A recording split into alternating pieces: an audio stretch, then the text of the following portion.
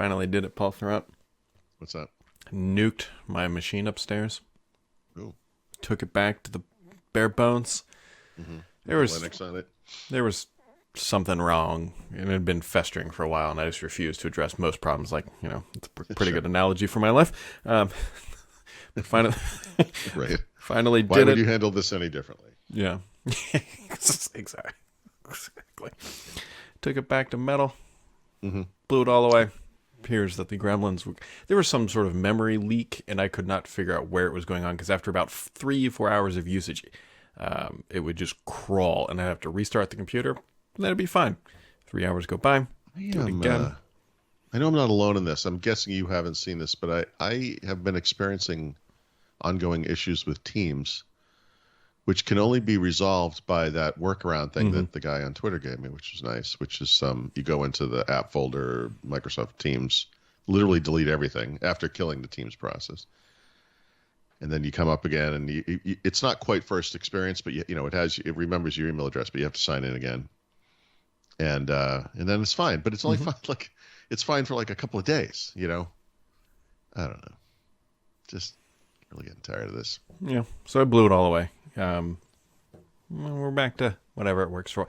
Although I was trying to remember the last time I did blow it all away, and it was definitely before Windows 11 launched. I mean, probably 2 years plus, maybe. So. Oh wow! I don't know that I've ever gone that long. Yeah.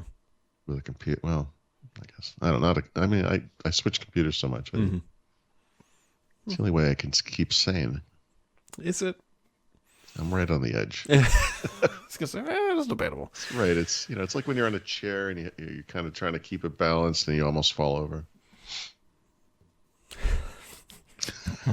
It's just like that. I don't know. It is a Monday after a holiday. Not much went on this weekend. Not a whole lot. Which is just fine. Guy in a bunny suit hopping through my neighbor's yard. I thought someone was going to pop out a shotgun and put that guy out of his misery. I saw those pictures. I was thinking, well, this is how Paul's going to die. We literally, we're kind of coming up the hill back toward our house, and he was parked just beyond our house, and you could see like these two like white things like sticking up, and I was like, is that a rabbit? And sort of. Good old Peter Cottontail. Yeah. I don't know. I guess the only other thing that is not important but people might care about. Office 2013, if you're still running it, support ends in 1 year. So. Yeah.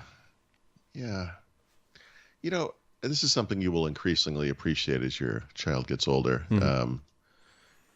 Pictures pop up from time to time. We have that smart display, whatever. And the thing, it's interesting, like with little kids, when you have kids, as the pictures go, and you have pictures from all different years and eras and things, the kids are unrecognizable. They start off as really young and they become adults. But a lot of the other stuff, like all of the other stuff in your life kind of stays the same.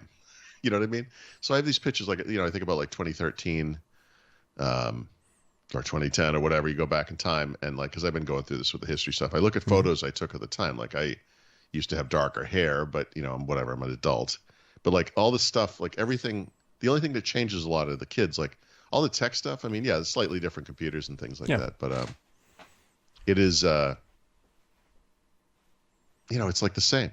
So like Office 2013, like if you, which is what I thought is, if you and as I thought of this when I saw that headline, like Office 2013 is newer than any of the versions of Office I've covered so far in this history of Windows thing, and I'm in the year 2010, 2011. Like it's newer than everything I've written about so far. And it sort of feels like a million years ago in some ways, but it really it's less than 10 years ago.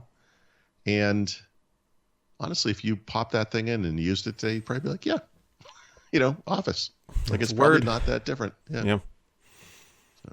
Probably missing. The only thing you're probably missing, at least that I can think of top of my head. I mean, there's some like AI stuff, but you could probably get away with that. But you're missing like X lookup, they call it now. Instead of V lookup, X lookup. It's like, you could probably be just fine with 2013. I bet most people.